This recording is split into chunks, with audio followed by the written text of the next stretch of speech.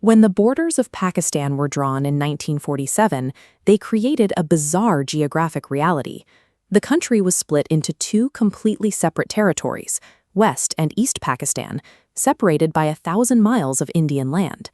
They shared a religion, but practically nothing else. The political and economic power was heavily concentrated in West Pakistan. The government actively suppressed Bengali culture and forced Urdu as the sole official language. By 1969, the per capita income in the West was a staggering 81% higher than in the East. The breaking point arrives in 1970. Bengali leader Sheikh Mujibur Rahman wins a massive, sweeping majority in the national elections. By every democratic rule, he should be the prime minister. But the West Pakistani leadership flat out refuses to transfer power. Denying that election result takes a regional grievance and turns it into an explosive independence movement. And India is about to be pulled directly into the fallout. In March 1971, the West Pakistani military launches Operation Searchlight. This is a brutal, systematic genocide targeting Bengali intellectuals, students, and civilians in East Pakistan to crush the rebellion. To escape the slaughter, 10 million refugees flood across the border into India. This creates an immediate demographic crisis for New Delhi, draining the Indian economy of nearly 180 crore rupees just to keep people alive. Prime Minister Indira Gandhi wants the Indian Army to march into East Pakistan immediately and stop the bleeding. But Army Chief Sam Manekshaw refuses the order. Manekshaw points out two harsh geographic realities. First, the Himalayan passes are still clear of snow, meaning China could march right through to defend Pakistan. Second, the upcoming monsoon season will turn East Pakistan's rivers into an impassable mud pit for Indian armored units. He needs to wait for winter. India chooses to wait. They will absorb the crippling financial cost and the massive refugee crisis for months, specifically to guarantee the terrain and the weather are in their favor for a decisive military strike later. While the army waits for winter, Indian intelligence goes on the offensive. The agency known as RAW orchestrates the fake hijacking of an Indian commercial flight, using a double agent to land the plane safely in Pakistan. India uses this staged incident as the perfect legal pretext to declare Pakistani aircraft completely banned from Indian airspace. Now, Pakistan has to route its troops and supplies all the way around Sri Lanka to reach the east.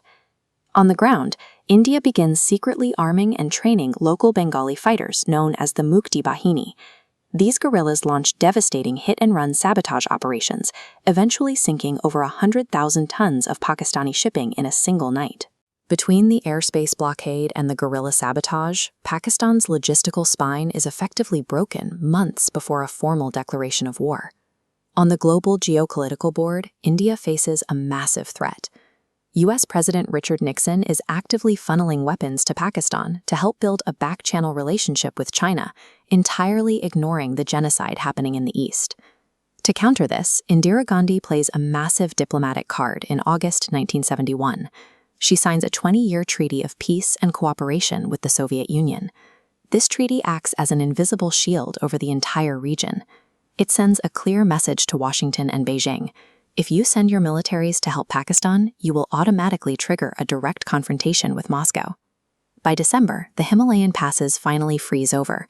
Knowing their grip on the east is slipping, Pakistan launches preemptive airstrikes against 11 Indian air bases on December 3rd. The kinetic war is now officially on. India responds with overwhelming force across every domain. In the Western Desert, during the Battle of Longowala, a tiny contingent of just 120 Indian soldiers holds off 2,000 Pakistani troops and 40 tanks through the night, allowing the Indian Air Force to arrive at dawn and decimate the enemy armor. In the south, the Indian Navy deploys anti-ship missiles for the first time in South Asian history, sinking multiple destroyers and burning the Karachi port to the ground. On the eastern front, retreating Pakistani forces blow up bridges to halt the Indian advance. The Indian military responds with the Meghna Healy Bridge, airlifting hundreds of troops and heavy artillery directly over the destroyed crossings in the dead of night to bypass enemy strongholds.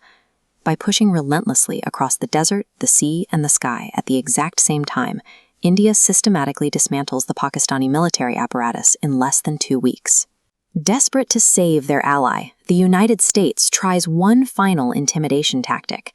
They deploy Task Force 74, led by the massive nuclear-powered aircraft carrier USS Enterprise, directly into the Bay of Bengal. But the Soviet Union honors their treaty. A fleet of Soviet nuclear submarines arrives in the Indian Ocean, surfacing their missile tubes directly in front of the American fleet. Unwilling to risk a nuclear exchange, the U.S. forces back down. Surviving this Cold War standoff validates Indira Gandhi's strategic foresight. The diplomatic shield she built months earlier holds perfectly under pressure. On December 16, 1971, in Dhaka, Pakistani General Niazi signs the Instrument of Surrender. He hands over 93,000 soldiers to Indian General Arora. It is the largest military surrender the world has seen since World War II. The victory required India to weaponize everything from covert aircraft hijackings to global superpower diplomacy. By combining intelligence, extreme patience, and overwhelming force, India permanently erased the 1947 borders and secured the independence of Bangladesh.